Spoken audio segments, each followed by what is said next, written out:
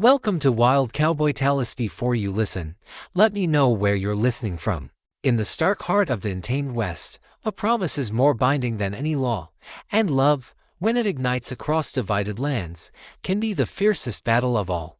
A white cowboy, bound by his word and a heart captivated by an Apache spirit, finds himself in a fight for something far more precious than gold, love of a woman against the hatred of two worlds. This is a story of grit, devotion, and an unwavering fight for a love that dares to defy every boundary. Chapter 1. The Promise Under the Scorched Sky. The sun, our relentless eye in the vast Arizona sky, beat down on Luke Dalton's back as he wrestled a stubborn steer into the branding chute. Sweat plastered his denim shirt to his broad shoulders, and the scent of singed hair mingled with the dry dust. At 30, Luke was a man forged by the harsh realities of the frontier, tall, lean, with eyes the color of a summer sky, usually keen and untroubled. He ran the small but prosperous Lazium Ranch, a testament to his tireless work ethic and a fair hand, a quality not always common among the white settlers pushing ever westward. Luke wasn't a man of many words, preferring the silent language of honest labor and clear skies. He respected the land, and in turn, he respected its original inhabitants, the Apache. And like many of his neighbors in Redemption Creek, he didn't harbor the venomous hatred that fueled constant skirmishes. He saw people, not simply savages or redskins. He'd learned a few Apache phrases from an old half-breed trader, enough to exchange greetings, enough to know the peace, however fragile, was always better than the war. He finished branding, wiping his brow with the back of his glove. The drought was biting hard, turning the usually verdant pastures into a parched, cracked earth. Water was scarce, and competition for it grew fiercer by the day, a ticking clock towards inevitable conflict. This scarcity often meant deeper incursions into traditionally Apache hunting grounds, a source of constant friction. He rode out that afternoon, not on a patrol, but to check a distant spring known to still hold a trickle of water. The ride took him close to the Whisperwind Mesa, a jagged, ancient formation that marked the traditional boundary of the local Apache band's territory. His horse, a sturdy bay named Buck, moved with an easy rhythm, his hooves kicking up plumes of red dust. As he neared the spring, a sudden, piercing scream tore through the stillness of the desert. It was a woman's cry, sharp with pain and terror. Luke's hand instinctively flew to the Colt on his hip. He spurred Buck forward, his heart pounding. He found her quickly, in a small, hidden gully near the spring. Ayanna. He knew her by reputation, a ghost of whispers from the half-breed trader. Ayanna, daughter of the moon, renowned for her beauty, her fiercely independent spirit, and her skills as a healer among her people. She was Apache, unmistakable in her buckskin dress, her long, dark hair braided with strands of intricately woven beads. But now, she was caught. Her leg was trapped beneath a fallen mesquite tree, its gnarled branches pinning her to the earth. A deep, jagged gash bled freely from her thigh, staining the buckskin dark. She was struggling, her face contorted in agony, but her eyes, dark as polished obsidian, held a fierce, unyielding pride, even in her vulnerability. "Stay still," Luke commanded, dismounting swiftly, his voice firm but gentle. He spoke in the smattering of Apache words he knew, trying to convey reassurance. "Don't move. You are hurt." Ayanna froze, her eyes locking onto his. Fear, quickly masked by a defiant glare, flashed in their depths. A white man, the enemy. She tried to pull her leg free again, gritting her teeth against the pain. "No. You will only make it worse," Luke insisted, kneeling beside her. He saw the bone-deep worry in her eyes, not just for herself, but for discovery. He knew the volatile nature of the land, the constant danger of being alone. He saw the danger in her injury, blood loss, infection, exposure. He quickly assessed the situation. The tree was heavy, too heavy for one man to lift alone. He needed leverage. He worked with a frantic urgency, prying at the roots with his bare hands, then using a thick branch as a lever. Ayanna watched him, her breathing ragged, her gaze unwavering, a mixture of suspicion and a dawning, reluctant understanding in her eyes. With a grunt of effort, Luke managed to shift the tree just enough for Ayanna to pull her leg free. She cried out, a raw, primal sound, but quickly stifled it. He examined the wound. It was deep, bleeding profusely. She needed proper care, beyond what he could offer in the desolate gully. He tore strips from his own shirt, quickly fashioning a makeshift tourniquet above the wound, tightening it with a stick to staunch the flow of blood. Her skin, soft and warm beneath his calloused fingers, sent an unexpected jolt through him. He looked up, his eyes meeting hers, and in that shared moment of vulnerability, the invisible barrier between them seemed to crack. "We need to get you back to my ranch," Luke said, his voice quiet, urgent. "I have medicine. You will bleed to death here." Ayanna shook her head, her face pale. "No. My people will find me. I cannot go to a white man's camp." Her pride, her fierce loyalty, was evident even in her pain. "Your people may not find you in time," Luke countered, his gaze firm. "And Vance's men, they patrol these ranges. They show no mercy to anyone, white or Apache. You will be safer with me, at the Lone Star. I give you my word. No harm will come to you there.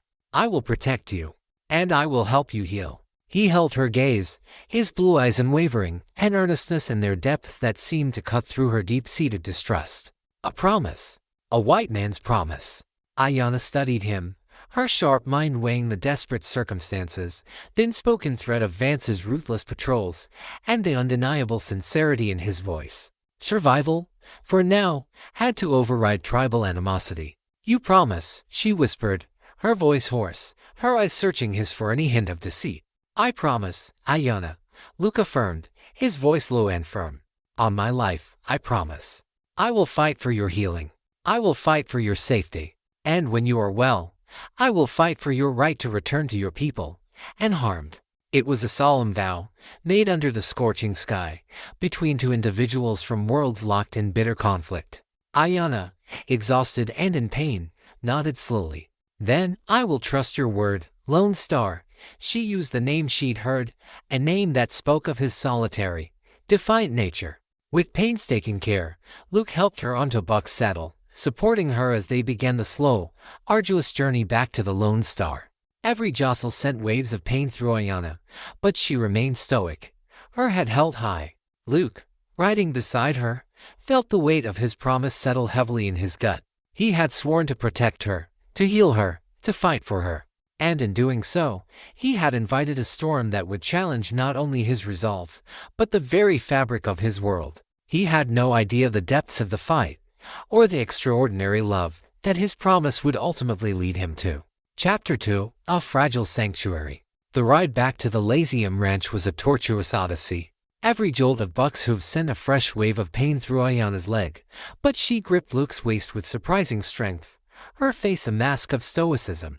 Luke, riding with one arm steadfastly supporting her, felt the vulnerability of her form against him, a stark contrast to her fierce spirit. He kept his eyes peeled, scanning the horizon not just for threats, but for the sheer impossibility of what he was doing, bringing an Apache woman, injured and utterly dependent, into the heart of white settler territory. The weight of his promise, made under the scorched sky, settled heavy in his gut. As they finally neared the Lazium, the familiar silhouette of his ranch house, barn, and corrals, usually a comforting sight, now felt like a dangerous precipice. The sun was dipping below the horizon, painting the sky in fiery oranges and deep purples, but no amount of beauty could mask the trepidation in Luke's heart. He knew the volatile prejudice that simmered in the hearts of his ranch hands, men who had seen too much Apache blood and lost too many of their own.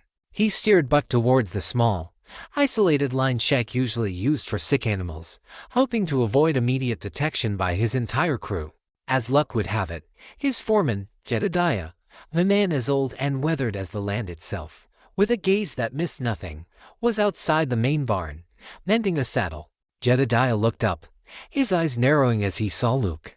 Then he saw Ayanna, slumped against Luke, her face pale, her buckskin dress unmistakable. Jedediah dropped the saddle, his jaw going slack. His eyes, usually filled with loyalty, now blazed with a mix of shock, fear, and furious condemnation. "Luke, what in tarnation have you done?" Luke dismounted, carefully helping Ayanna down, supporting her weight. "She's injured, Jedediah. Badly. Fell under a tree up by the Devil's Tooth. I gave her my word I'd bring her here, get her healed." "Your word," Jedediah exploded, his voice low but sharp with disbelief. "To an Apache. Have you lost your damn mind, son? This ain't some stray dog. You bring in a redskin into the Lazium. Do you know what the others will do? What Vance will do? This ain't just foolish, Luke. This is suicide. Ayanna, leaning heavily on Luke, looked at Jedediah, her eyes wary but unafraid. She understood the anger in his voice, even if she didn't understand all his words. She's hurt, Jedediah, Luke repeated, his voice firm, cutting through the foreman's fury. And I gave her my promise. I don't go back on my word. Not for anyone. Now help me get her inside the line shack. And then you keep your mouth shut. Understand? Not a word to the others.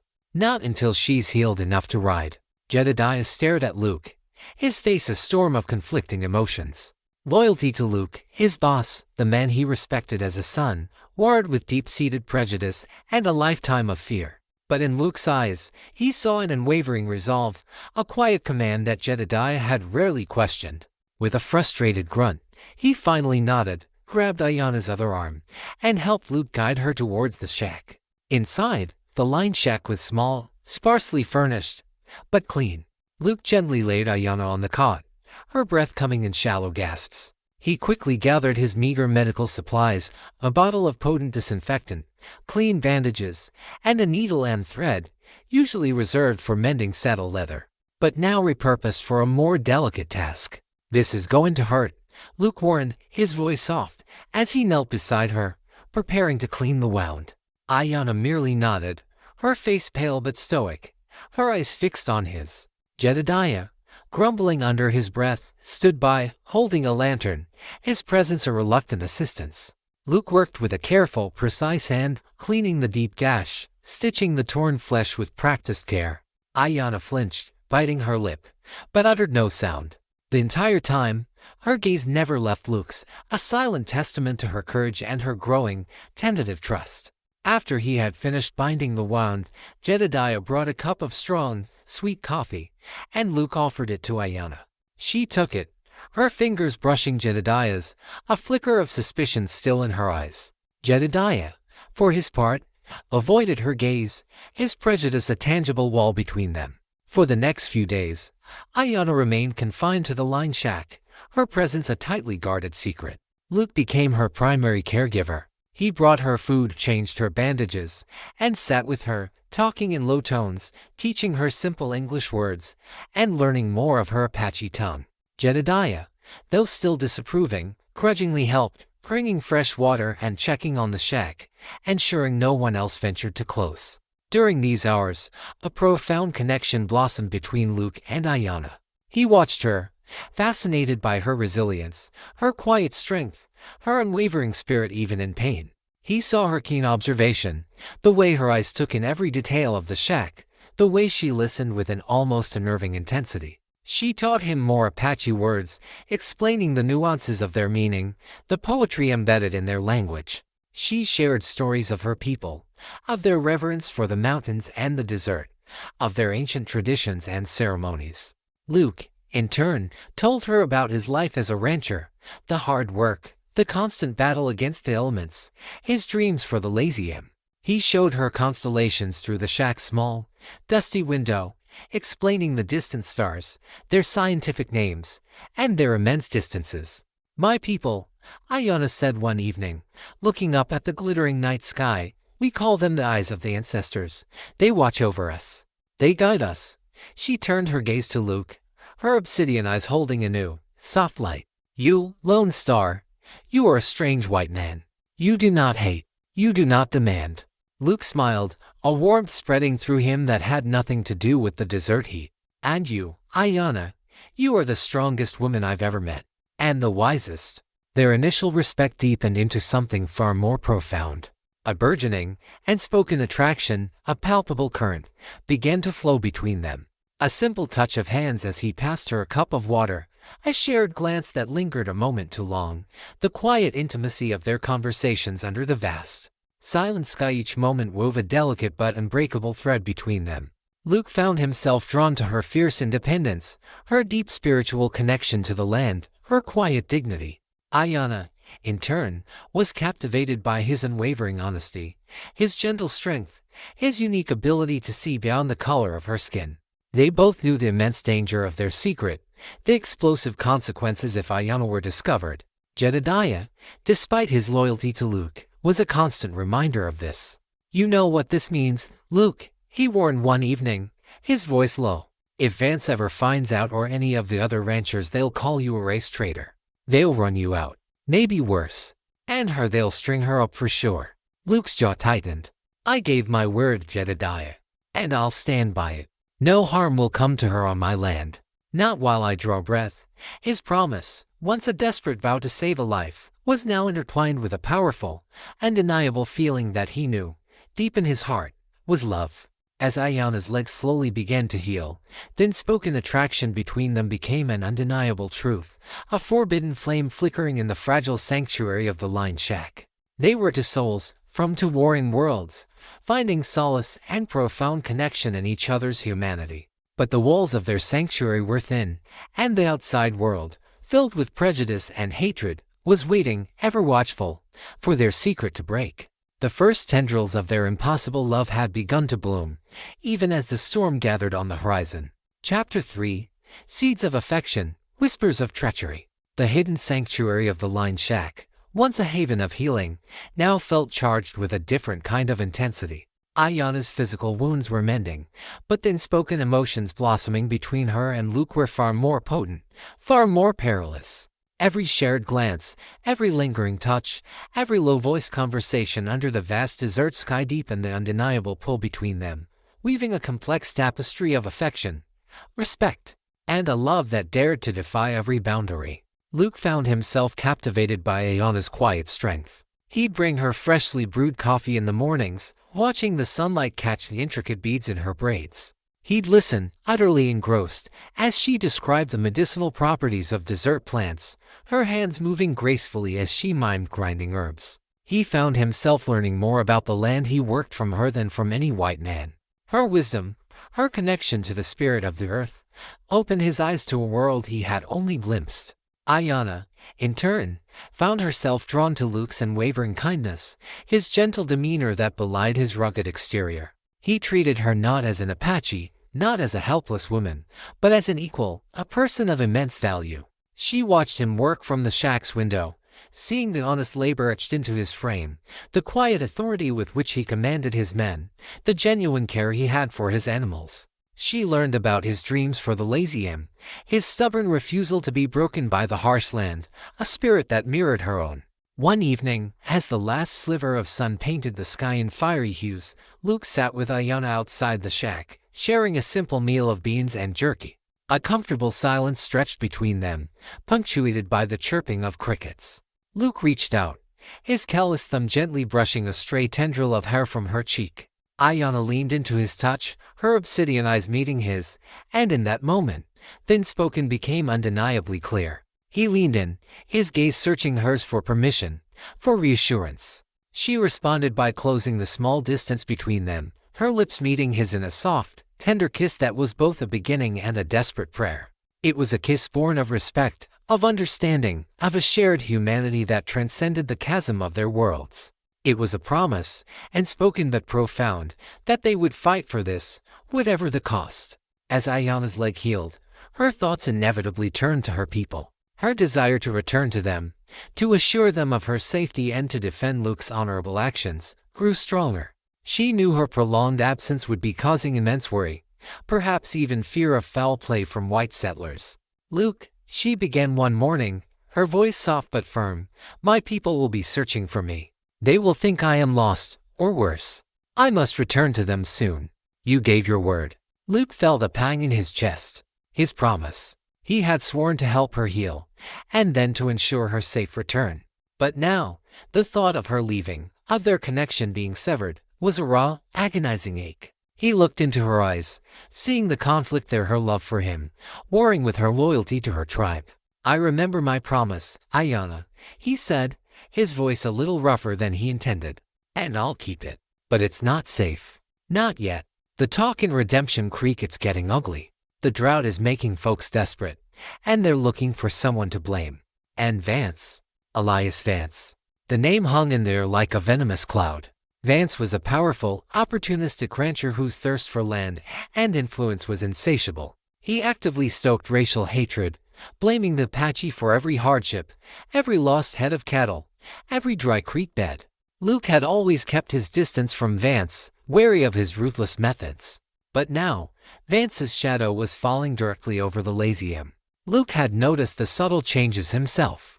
Vance's men, conspicuous in their new, matching hats, seemed to be patrolling closer to the Lazium's boundaries, their eyes sharp, their presence a palpable threat. Rumors, undoubtedly spread by Vance, circulated through Redemption Creek about increased Apache raids on settler homesteads, each story more exaggerated and bloodthirsty than the last. Luke knew these were often fabrications, designed to inflame hatred and justify further encroachment on Apache lands. Jedediah, ever watchful, had also noted the increased scrutiny. Vance is sniffing around. Luke, he warned one evening, his voice low. He's asking questions. About your absences, about why you ain't been to town. He's got his eye on your water rights, too. And if he finds out about her, Jedediah gestured vaguely towards the line shack, his face grim. He'll use it to turn everyone against you. He'll make you an outcast. Thin spoken words hung in the air. He'll make you choose between her and everything you've built. Ayanna, listening from the shack, heard enough of their hushed conversation to understand the gravity of the situation. She knew the danger Luke faced, the immense risk he was taking for her. Her presence at the Lazium, once a necessity for her survival, was now a ticking time bomb, threatening to destroy Luke and everything he held dear. The unspoken promise of love had bloomed, vibrant and defiant, in the harsh landscape of prejudice. But the seeds of treachery, sown by Vance, were also taking root, threatening to poison everything they held sacred. Luke knew, with a sinking feeling, that the sanctuary of the Lazium was becoming increasingly fragile. His promise to Ayanna, his fight for her healing and her freedom, was about to become a battle for their very lives, and for the soul of a land consumed by hatred. The winds of treachery were gathering, threatening to rip apart their fragile world. Chapter 4, The Truth Unveiled. The delicate balance of their secret, already strained by whispers and suspicions, shattered on a scorching afternoon. Luke was out on the range checking a distant fence line, leaving Ayanna alone in the line shack, her leg now strong enough for her to move carefully around the small space. Jedediah, his usual vigilant self, was at the main barn, overseeing repairs. The ranch hand who discovered her was a young, hot-headed cowboy named Clem, new to the Lazium and brimming with the fiery prejudice common among the younger settlers. He had been sent to retrieve some tools from the line shack and found Ayanna tending a small fire outside, boiling water for tea, her dark braids unmistakable. Clem froze, his eyes widening in a mixture of shock and rage. "A redskin," he shrieked, drawing his pistol, his face contorted with fear and hatred. "An Apache, here, on white man's land." Ayanna, startled, instinctively backed away, her hands raised in a gesture of peace. But Clem, fueled by years of indoctrination and a primal fear, saw only the enemy. His shouts brought other ranch hands running, their faces reflecting Clem's alarm.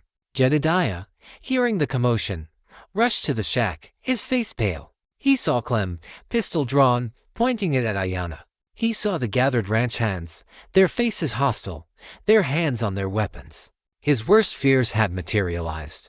"Put that gun down, Clem," Jedediah roared, his voice cutting through the escalating tension. "She's under Luke's protection." "Luke's protection," Clem scoffed, his eyes wild. "He's gone soft. He's harbored a savage." "This ain't right, Jedediah. She's an enemy. She's probably a spy." The other ranch hands began to murmur, their faces hardening. "Jedediah's right, Clem. Put it down," one said, but another countered, "She's an Apache, Jedediah. What's she doing here? This ain't no place for her." Just then, Luke rode in, alerted by the distant shouts. He saw the scene, his blood running cold. Clem, his pistol aimed at Ayanna, surrounded by angry, armed men. Jedediah, caught in the middle, trying to de-escalate. Luke dismounted, his movements swift and deliberate, his gaze fixed on Clem. "Put the gun down, Clem." Now, his voice was low, dangerous, a steel thread of command. Clem hesitated, then slowly lowered his pistol, though his gaze remained venomous. "She's an Apache, Luke. You brought a redskin onto the Lazium. What were you thinking?" Luke walked directly to Ayanna, placing a protective hand on her shoulder, his defiance clear for all to see. I found her injured, Clem, caught under a fallen tree. I gave her my word I'd heal her. My word is my bond. And she's been under my protection ever since. Protection, another ranch hand, a gruff, heavily bearded man named Boone, spat. She's a spy, Luke. She's here to scope out our weaknesses, to report back to her war chief. This is a betrayal, Luke.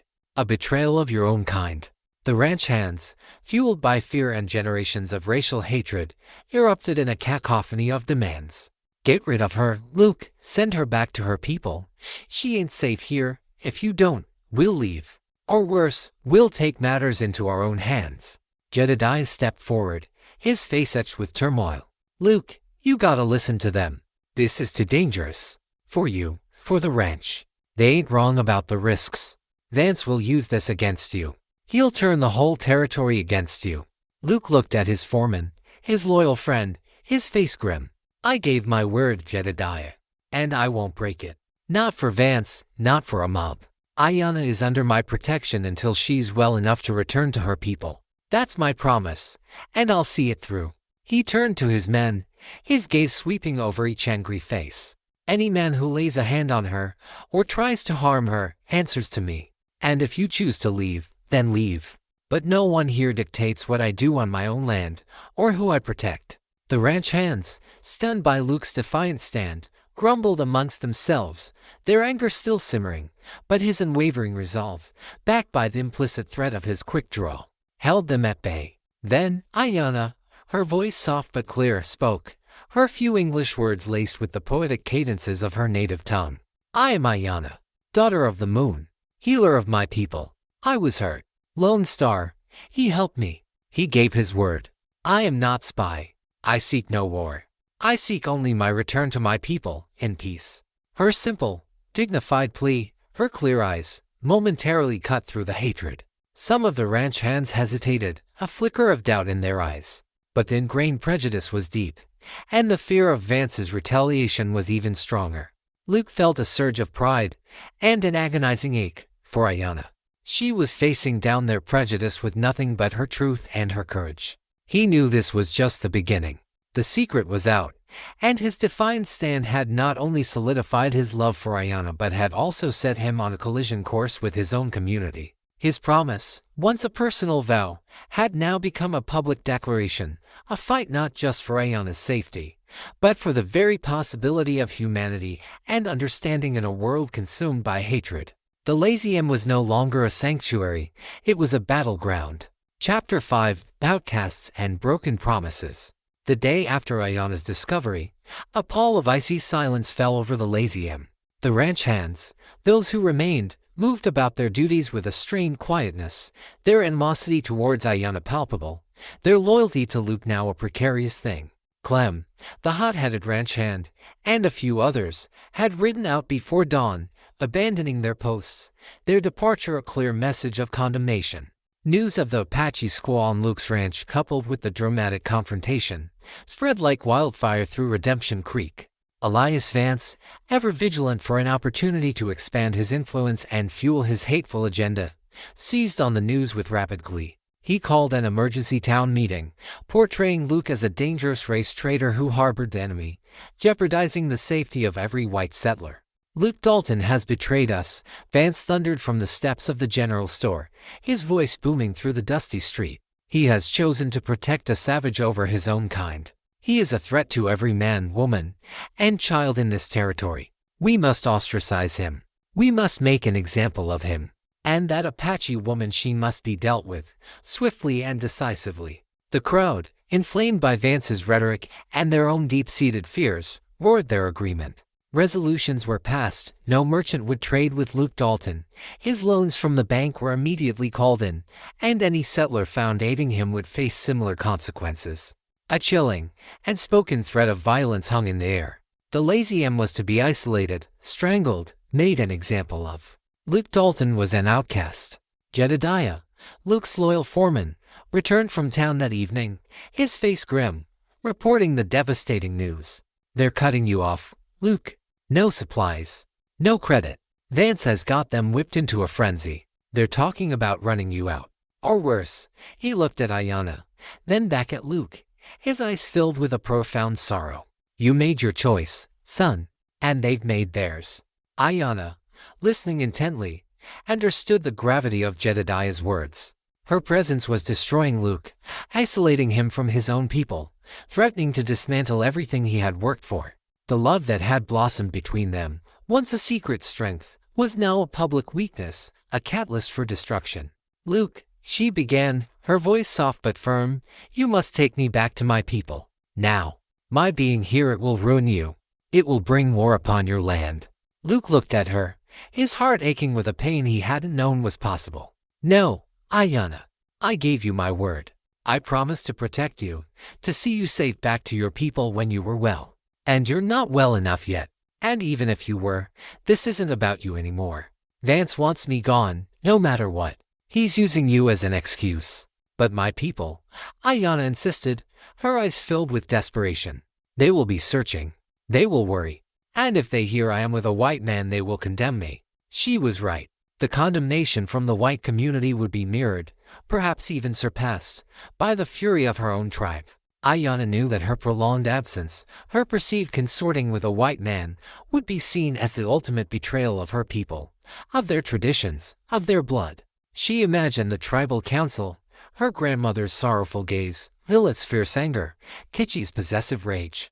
She could face banishment, or worse, a forced marriage to Kitchi to cleanse her spirit and reclaim her for the tribe. Despite the profound pain of leaving Luke, Ayanna knew what she had to do. His promise, his unwavering loyalty, could not be repaid by his ruin. She had to return.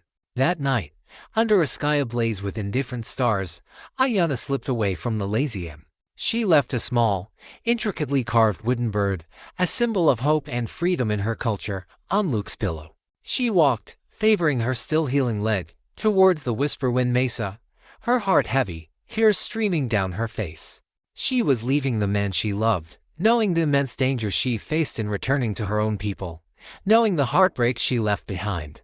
When Luke discovered her absence at dawn, a cold dread seized him. He found the wooden bird, its silent message a dagger to his heart. His promise. He had sworn to protect her, to return her safely. And now, she had left, out of love, out of sacrifice. Jedediah found him, staring out at the eastern horizon, his face a mask of profound sorrow.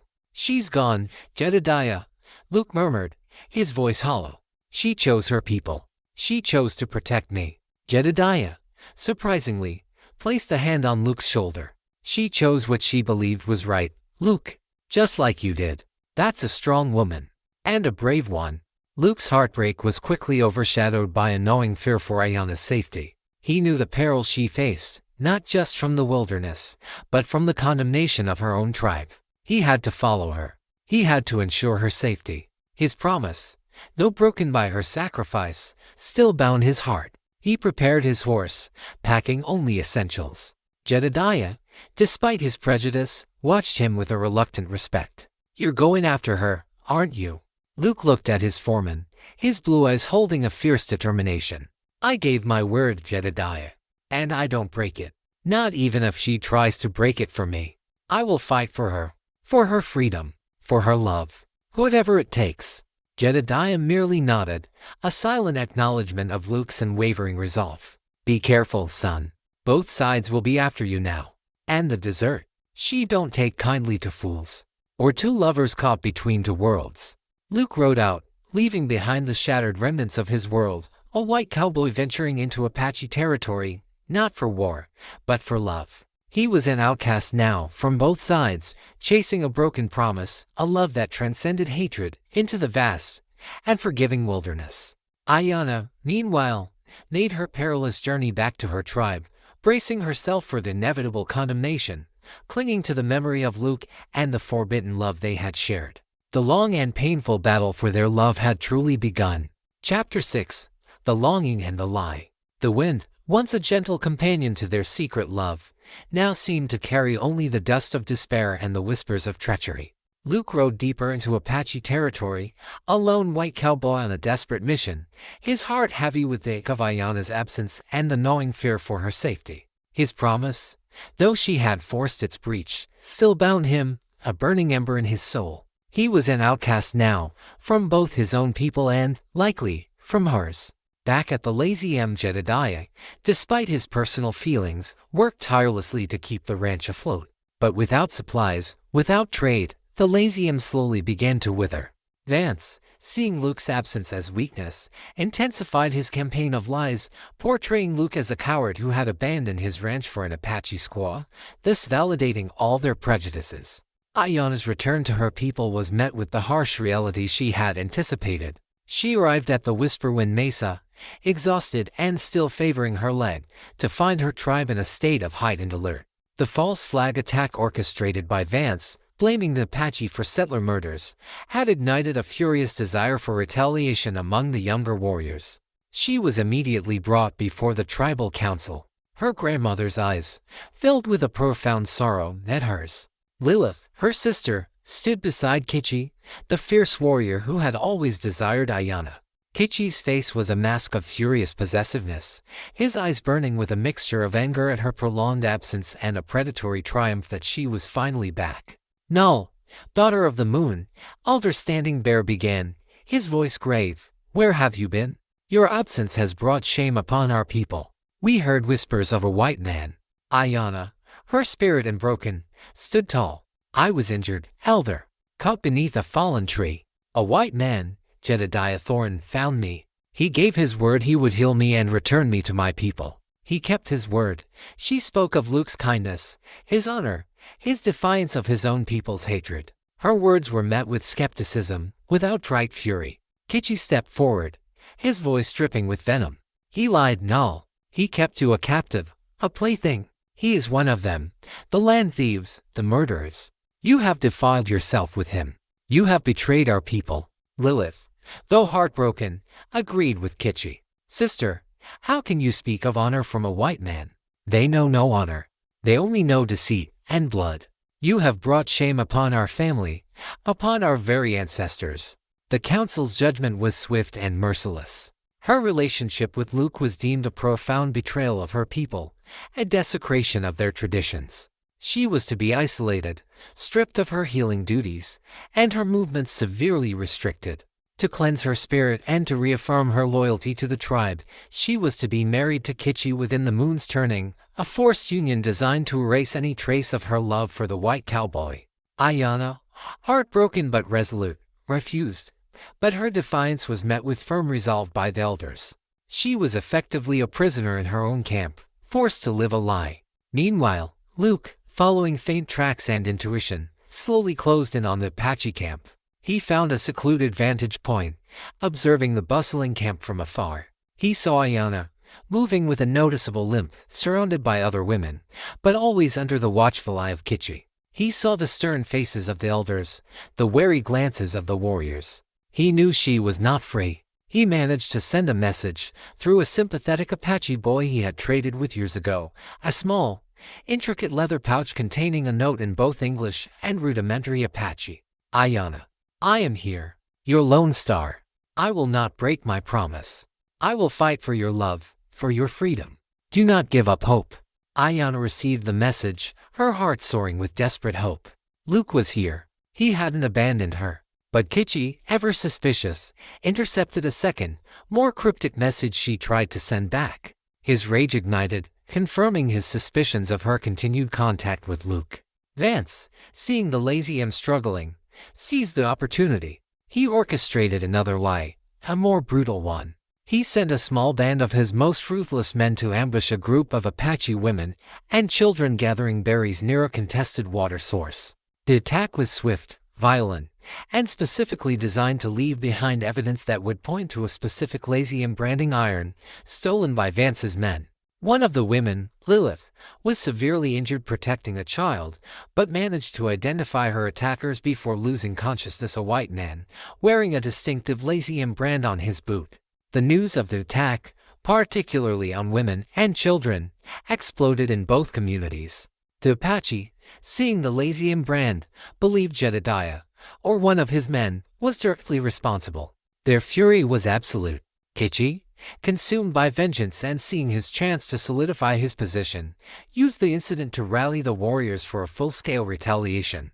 Luke, still observing the Apache camp, witnessed the sudden surge of war preparations. He saw the warriors paint their faces, sharpen their weapons, and heard the furious war cries. He knew this was not a simple raid, it was a move towards all-out war. He also heard whispers of Lilith's injury, and a lie that tied the Lazium to the attack.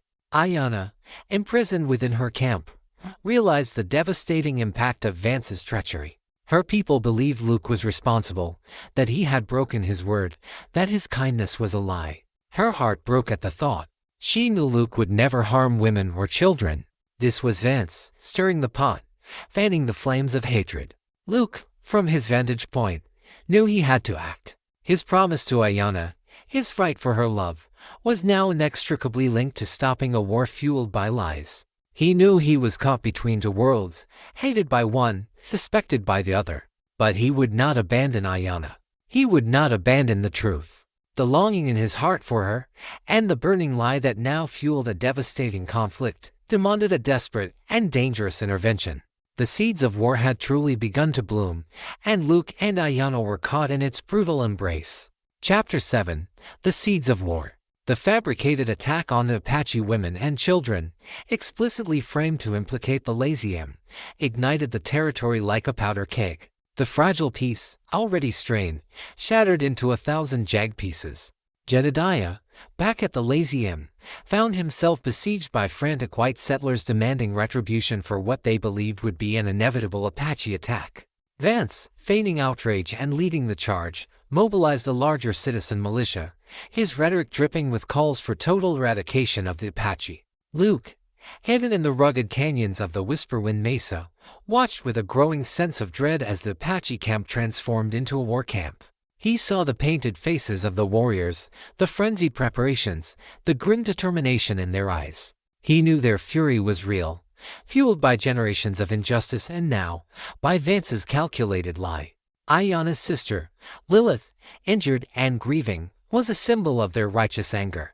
Kitchi, consumed by vengeance and jealousy, marshaled the warriors, his voice ringing with calls for blood.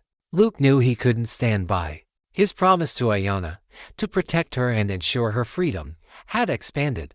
It was no longer just about their personal love, it was about stopping a war that would consume both their peoples, a war built on lies and engineered by a manipulative monster. He managed to establish a covert connection with Nanton, the wise shaman Jedediah and Null had encountered in the previous story.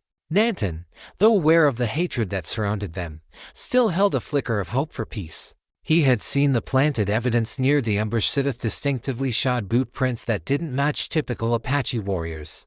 The oddly discarded white man's liquor flask near the Lazium branding iron.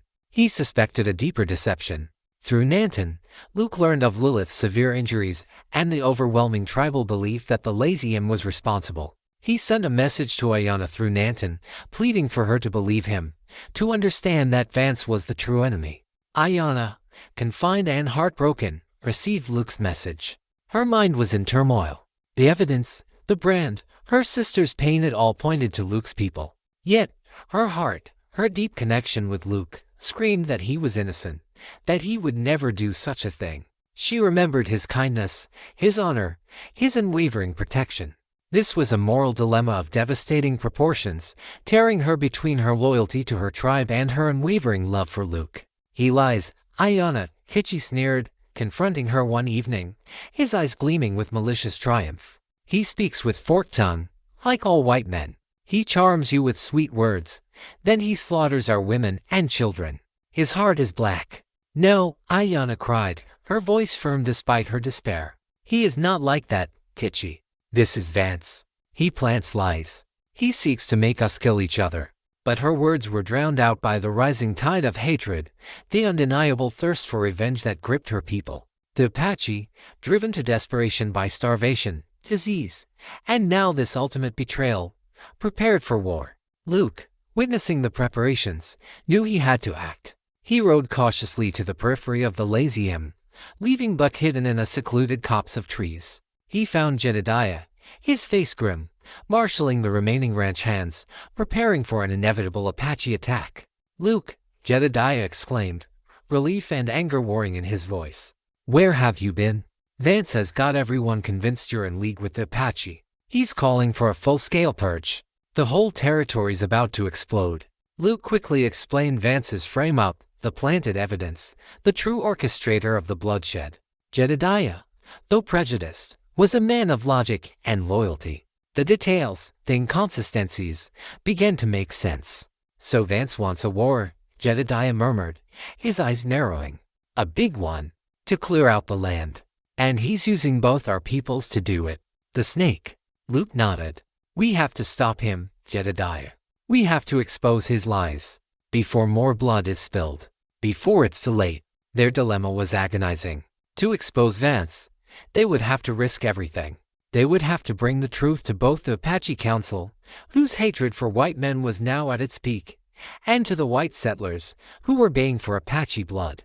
It would mean facing down Vance's ruthless hired guns, and potentially, Kitchi's vengeful warriors. Meanwhile, Ayanna, her heart heavy with the impossible choice, devised a desperate plan. She sent a secret message to Luke through Nanton, a fragile thread of hope woven into the fabric of fear.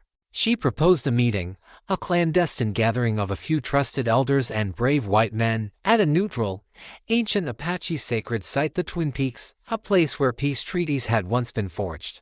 It was a perilous gamble, a desperate plea for reason in a world consumed by madness. Luke received the message, his heart soaring with renewed hope, but also sinking with the knowledge of the immense danger. Ayanna was risking everything, her life, her standing in her tribe, to give them a chance. His promise to fight for her love, for her freedom, now meant fighting for peace itself. The seeds of war had indeed fully bloomed, but in the heart of that brutal garden, a new, fragile flower of hope, tended by two brave souls, was desperately struggling to grow. Chapter 8. A Risky Alliance. The Twin Peaks, two distinctive geological formations rising majestically from the desert floor, had long been a place of sacred power for the Apache, and a distant landmark for white settlers. It was here, in this ancient neutral ground, that Ayanna proposed their desperate gamble for peace. It was an act of profound courage, a testament to her unwavering love for Luke and her desperate hope to avert a catastrophic war. Luke received Ayanna's message through Nanton, his heart a tumult of fear and fierce determination. He knew the immense risk she was taking, stepping out from her tribe's guarded camp, defying Kitchi and the angry elders. But it was their only chance. He met with Jedediah and Silas, his most trusted ranch hands, and Nanton, in a secluded gully near the Lazy M. Ayanna wants to meet, Luke explained, his voice low and urgent, at the Twin Peaks, with a few trusted Apache elders. She believes we can expose Vance's lies. She believes we can stop this war. Jedediah, his face grim, nodded. It's a trap, or it's our only chance. Vance is already making moves. He's got a big campaign rally planned in Redemption Creek to rile up the settlers and finalize his call for federal troops. That's where he'll make his big play. Silas, usually quiet, spoke with a rare intensity. We've got to try, Luke. This war, it'll destroy us all. And Vance, he's just a snake. Nanton, his eyes ancient and wise, agreed. The young warriors, they listened to Kitchi. But the elders, they still remember the old ways, the ways of peace. They will listen to Ayanna, if she can show them the truth. Their plan was audacious, a small, covert meeting at the Twin Peaks with sympathetic Apache elders, presenting them with proof of Vance's treachery. Then, armed with the elders' support, they would confront Vance directly at his rally in Redemption Creek, exposing him publicly to both communities. They needed more allies. Jedediah, using his quiet influence among the more reasonable settlers, managed to convince a few war-weary ranchers and merchants who were sick of Vance's warmongering to secretly attend the meeting. These were men and women who, though prejudiced, valued peace and honest dealings more than senseless bloodshed. The clandestine meeting at Twin Peaks was fraught with tension. Luke, with Silas and Jedediah, rode towards the sacred site, their hands on their weapons, knowing they were riding into a potential ambush from either side. They found Ayanna waiting, accompanied by Nanton and two other Apache elders, their faces etched with solemnity. Kitchi and his warriors were nowhere in sight, a testament to Nanton's careful planning and the elders' quiet influence. The reunion between Luke and Ayanna was a moment of profound emotion. They simply gazed at each other, their eyes speaking volumes of longing, fear, and an enduring love that had defied unimaginable odds. Then, professionalism took over. Ayanna quickly introduced Luke and his allies to the elders, speaking passionately in Apache, explaining Luke's honorable actions, his unwavering promise, and Vance's elaborate frame-up. Luke, through Nanton's translation, presented the evidence they had painstakingly gathered, the distinctive boot print from the ambush site that didn't match Apache moccasins. A fragment of paper from Vance's ranch found near the massacred Apache hunting party, and the testimonies of a few settlers who had secretly witnessed Vance's men staging provocations. The elders listened, their faces unreadable, their wisdom weighing the bitter truth against generations of ingrained prejudice. Lilith, Ayanna's sister, whose leg was still mending, arrived late, having slipped away from the main camp, her face a mix of pain and burning resentment. Ayanna presented the evidence to her, appealing to her deep love for their people and her inherent sense of justice.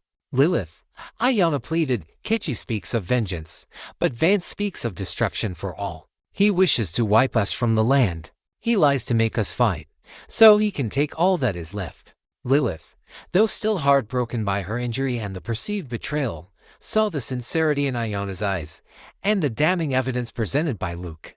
A flicker of doubt, then understanding, crossed her face. As the sun began to set, painting the Twin Peaks in a warm, spiritual light, Alder standing there, who had arrived with Lilith, made his decision. The wind carries many truths, he declared, his voice resonating across the sacred ground. And some truths are harder to bear than hatred. Vance speaks with a forked tongue. He would destroy us all. He turned to Luke, his gaze unwavering. Lone Star, your heart is true. We will listen. We will stand with you for the truth. But this will be a hard path. Many of our young warriors they will not understand. The pact was formed, a risky alliance born of necessity and a desperate hope for peace. Luke and Ayanna, standing together, felt the profound weight of their shared purpose. They had bridged the chasm, not with words alone, but with truth and courage. They knew the danger that awaited them in Redemption Creek, but they faced it together, their love now not just a personal flame, but a guiding light in the encroaching darkness. Kitchi, still pursuing Ayanna, was a constant, dangerous shadow, but now, they had hope. The stage was set for the final reckoning. Chapter 9, The Reckoning in Harmony Canyon.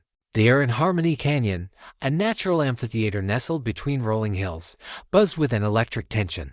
Elias Vance had chosen this spot, a traditional meeting ground for both settlers and, in times past, Apache, for his grand rally. He intended it to be his coronation, the final push to unleash a devastating war that would clear the land for his railroad magnate backers.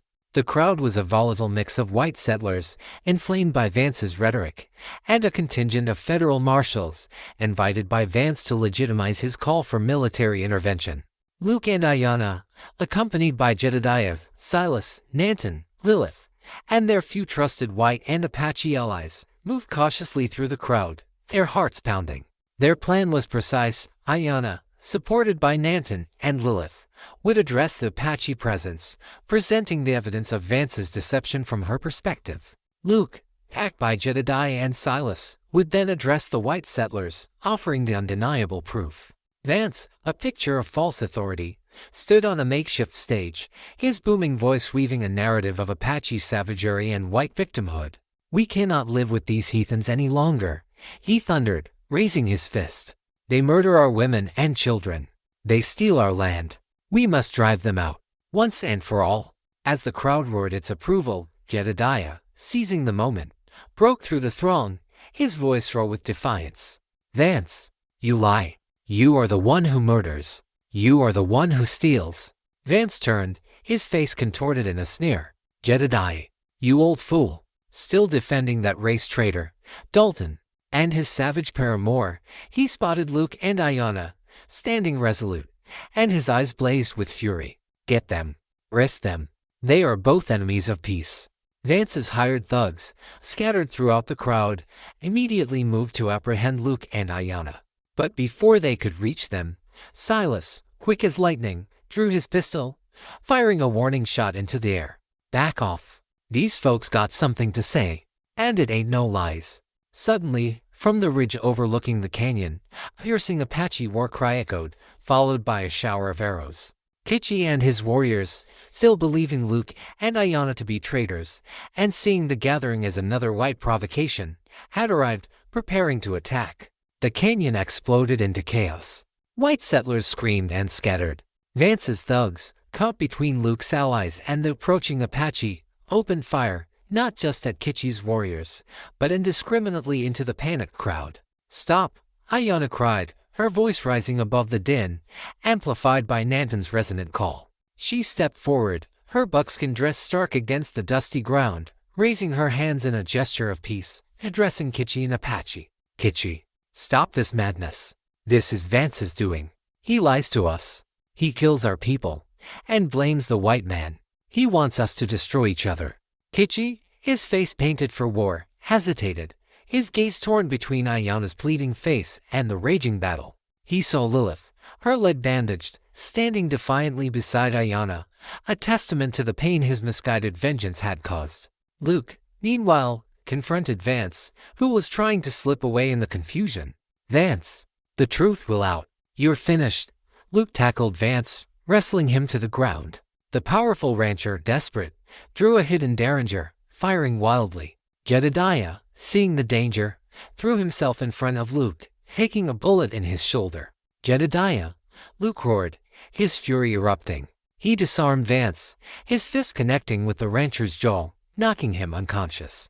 Ayanna, seeing Jedediah fall, rushed to him, her healer's instincts taking over.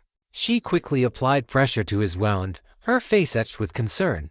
On the ridge, Kitchi, seeing Vance subdued, seeing the white thugs firing into their own people, and hearing Ayanna's impassioned pleas, finally understood. His hatred, fueled by lies, turned to bitter realization. He gave a sharp command, and his warriors ceased their attack, lowering their weapons.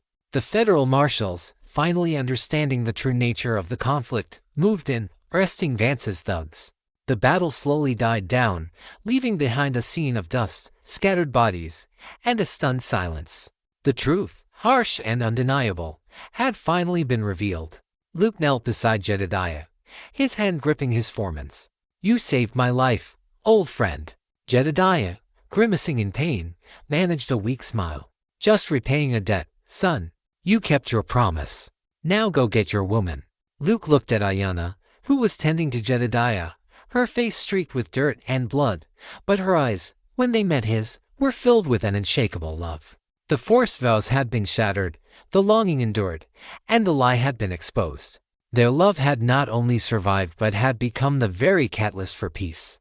Harmony Canyon, once a battleground of hatred, now held the promise of a fragile, hard-won truth.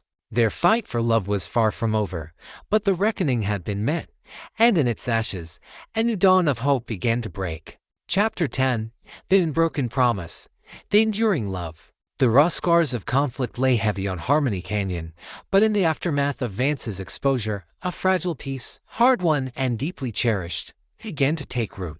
Elias Vance and his conspirators, swiftly apprehended by the federal marshals, faced justice for their crimes.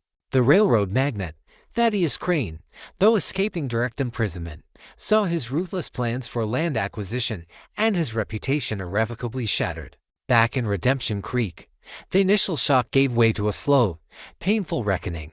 The settlers, seeing the irrefutable evidence of Vance's manipulations, slowly began to confront their own prejudices. Jedediah, Luke's foreman, recovering from his wound, became an unexpected voice of reason, sharing his first-hand account of Vance's treachery and Luke's unwavering honor. Silas, the quiet ranch hand, echoed his sentiments. Ayanna returned to her tribe, no longer a condemned outcast, but a revered figure.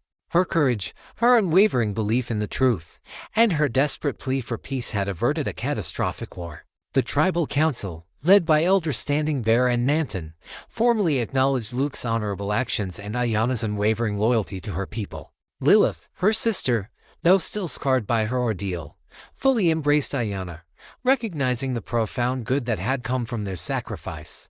Kitchi, humbled by the truth and by Ayanna's unwavering spirit, underwent a period of deep introspection.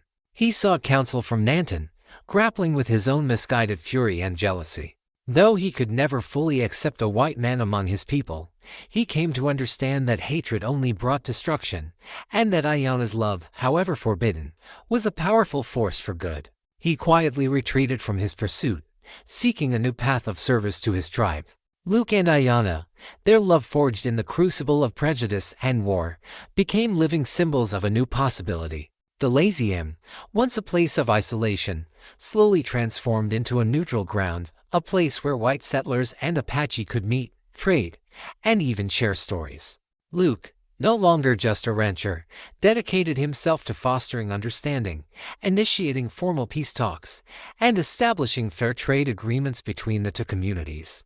Ayana, with her deep understanding of both cultures, became his indispensable partner, a bridge between two worlds that had long been divided by fear. Months turned into years. The wounds on the land and in the hearts of the people slowly began to heal. One sun-drenched afternoon, on a gentle rise overlooking the now thriving Lazium Ranch and the distant Whisperwind Mesa, Luke knelt before Ayana. He held out a simple, hand-carved ring, a blend of silver and turquoise, a symbol of their intertwined cultures. "Ayana, daughter of the moon," Luke began, his voice thick with emotion, his blue eyes, now softened by years of love and shared struggle, holding hers. "I made you a promise once, to protect you, to fight for your freedom. I hope I have kept it." Ayana, tears shining in her eyes, nodded. "You have kept it, Lone Star. And more. You fought for my love, and for peace, when others only fought for hatred. Now," Luke continued, "I ask you for another promise. To be my wife. In our way, and in your way. To build a life, a future, together. To show our children, and our people, that love knows no boundaries. That an unbroken promise, given from the heart, is stronger than any hatred." Ayana's smile was as radiant as the desert sun. "My heart has been your wife since the first day, Lone Star. Yes. Always, yes." They held a dual wedding, a ceremony that blended the sturdy traditions of the white frontier with the ancient rituals of the Apache. White settlers and Apache elders, once enemies, gathered in a hesitant but growing peace, witnessing a union that transcended generations of animosity. It was a powerful statement, a beacon of hope for a new era in the West. Years later, Luke and Ayana stood on that same rise, their hands clasped, their hearts full. Their children, a son with Luke's blue eyes and Ayana's proud spirit, a daughter with her mother's healing hands and her father's quiet strength, played in the fields below, embodying the harmonious blend of their dual heritage. The Lazium was no longer just a ranch, it was a symbol, a home where two cultures, once fiercely divided, now thrived together. The West was still wild, and hatred, in its many forms, still existed. But in the heart of that unforgiving land, the unbroken promise of a white cowboy, and the enduring love he shared with an Apache girl, had laid the foundation for something profoundly new. Their love story, a true wild cowboy tale, became a whispered legend, reminding all who heard it that courage, understanding, and a love fought for fiercely, could indeed pave the way for a brighter horizon, where promises were kept, and love knew no bounds.